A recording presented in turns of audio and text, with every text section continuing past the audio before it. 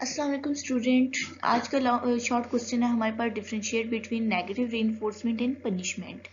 जो रीइंफोर्समेंट है चाहे वो पॉजिटिव हो या नेगेटिव हो, बिहेवियर को इंक्रीज करता है। बट पनिशमेंट पे जब आ जाता है, अब ज़रूरी नहीं है कि नेगेटिव रीइंफोर्समेंट एंड पनिशमेंट है। अगर आपके पास रीइंफोर्समेंट के दोनों टाइप में से किसी के का भी आ जाए तो रीइंफोर्समेंट हमेशा बिहेवियर को इंक्रीज करता है और पनिशमेंट हमेशा बिहेवियर को रिड्यूस करता है। सेकेंड वन आ जाता है वो अनवांटेड बिहेवियर जो आपको बिल्कुल पसंद नहीं है, उसको रिमूव करने के लिए हम यूज करते हैं नेगेटिव रीइंफोर्समेंट।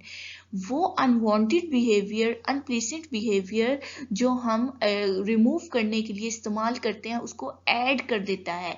ये वो बिहेवियर जो आपको बिल्कुल भी पसंद नहीं होते, उसको या एडिशन करता है या रिमूवल करता है। That is called the punishment.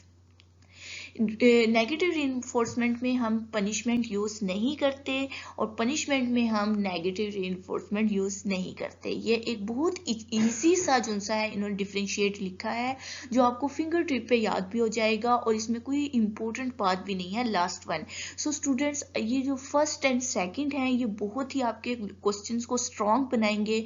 अगर आप ये 2 मार्क्स के क्वेश्चंस में ऐड कर देते हैं तीनों पॉइंट्स, आपको कंफर्म है आपको 2 मार्क्स जरूर मिल जाएंगे।